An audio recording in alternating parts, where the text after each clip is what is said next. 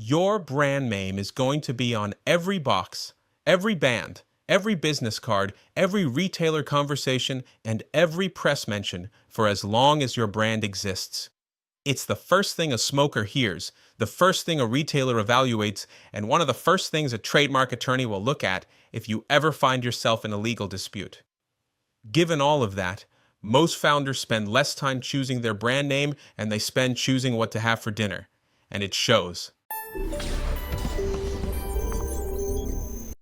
My name is Humberto Arias, and through Cigar Package Design, I've worked on brand identity for over 100 premium cigar brands.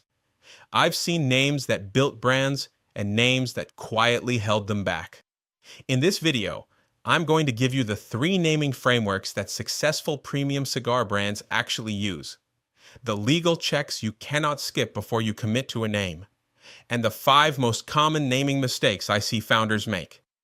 Let's start with why this is harder than most people expect. The challenge with naming a cigar brand is that you're operating in a category with an unusually deep sense of heritage and tradition. When someone walks into a premium cigar lounge and sees your brand next to Arturo Fuente, Padron, and Cohiba, names that carry decades of earned reputation, your name has to hold its own in that company. Not compete with it, not imitate it, hold its own. That means your name needs to feel like it belongs in premium territory the moment someone hears it, before they've ever tried the cigar, before they've seen the packaging, before they know anything about your story. You get 1 syllable of first impression. Make it count.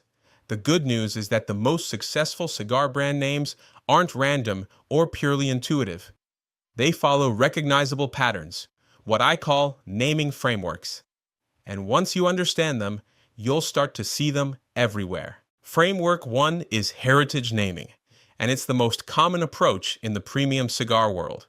Heritage names draw from family surnames, place names, historical figures, or cultural origins. Padron is a family name. Fuente is a family name. Cohiba takes its name from the Taino word for tobacco used by the indigenous people of Cuba. La Gloria Cubana is literally named after the glory of Cuba. Heritage naming works because the cigar industry is built on legacy. Smokers want to feel connected to history, to craft, to a lineage of quality that predates them. A heritage name immediately communicates that your brand has roots, even if you're launching it for the first time. The emotional shorthand is, this brand has been around long enough to matter. If you're going to use a heritage framework, the most important thing is authenticity. The heritage has to actually be yours, your family, your country, a place that means something to your brand story. A borrowed or invented heritage is almost always detectable, and in a category where authenticity is currency, it will cost you. Framework 2 is aspiration naming, names that capture a feeling, an ambition, or an ideal that your target smoker wants to experience. These names don't describe the product. They describe the person the smoker wants to be, or the moment they want to inhabit when they smoke it. Think about a brand called Reserva, or Supremo, or Distinction, or Legacy. None of those words describe a cigar. They describe a state of being. They tell the smoker, lighting this cigar is an act of taste, of discernment, of having arrived somewhere worth celebrating. Aspiration names are particularly powerful for new brands because they don't require decades of history to carry weight. The feeling is built into the word itself. The risk with aspiration naming is overcrowding. Words like reserve, premium, select, and master are so overused in the cigar and spirits categories that they've lost most of their power. If you're going to use an aspiration framework, find a word or phrase that hasn't been exhausted, something that creates the feeling through freshness rather than familiarity. That takes real creative work, but when it lands hard. Framework 3 is concept naming, and it's the riskiest and potentially the most powerful of the 3. Concept names are built around an idea, a philosophy, a moment, or a piece of language that wouldn't immediately register as a cigar brand. But once you understand the story behind it, it becomes unforgettable. Macanudo, one of the most recognized cigar brands in the world, comes from a Spanish slang term used in Argentina and Uruguay, meaning roughly magnificent or excellent. By itself, it sounds like nothing. Once you know what it means, it reframes the entire brand. Liga Privada by Drew Estate translates to private blend, but the Spanish gives it exclusivity and mystique that private blend in English simply wouldn't carry.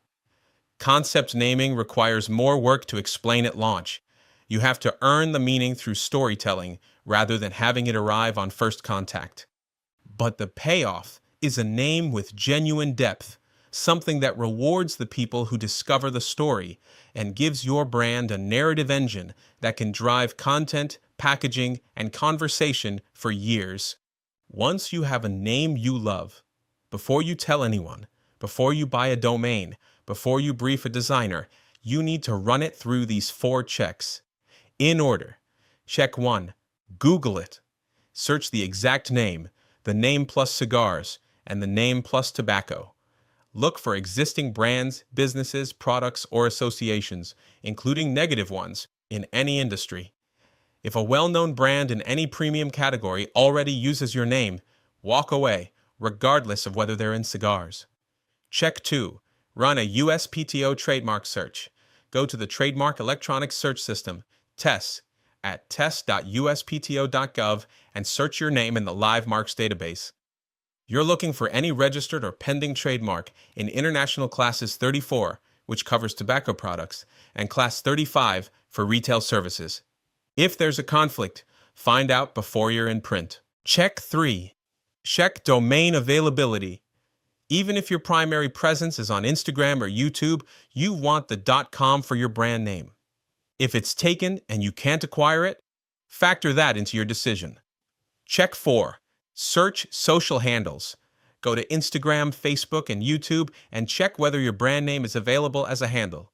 Inconsistent handles across platforms create friction for every person who tries to find you. Let me leave you with the 5 naming mistakes I see most often, because knowing what not to do is half the battle. Mistake 1. Choosing a name you can't say clearly on the phone. If the person on the other end of the line asks you to spell it, your brand is doing extra work every single time someone discovers it. Clarity travels. Mistake 2. Naming the cigar, not the brand. A name like Smooth Churchill or Premium Robusto describes a product, but you're not selling one product. You're building a brand that will carry multiple vitolas, multiple lines, and a decades-long story. Name the brand. The product can be described elsewhere. Mistake 3. Using initials or abbreviations as a name from day one. Initials work for brands that have earned them. IBM, JFK, GQ. For a brand nobody has heard of yet, initials communicate nothing. Build the full name first. Earn the abbreviation later. Mistake 4. Ignoring how the name ages. Ask yourself, will this name feel as strong in 15 years as it does today? Trend-driven names, names that feel very current, very of this moment, often feel dated quickly. Heritage, aspiration, and concept names age well because they're not tied to a moment. Mistake 5. Falling in love with the name before you've tested it. Say it to 10 people who don't know the cigar industry. Watch their faces.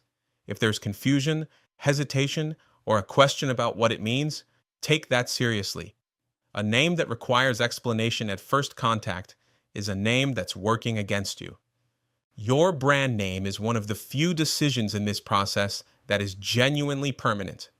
Everything else, your packaging, your blend, your marketing, can be refined over time. Your name travels with you. So give it the time, the rigor, and the professional process it deserves before you commit. If you found this useful, subscribe.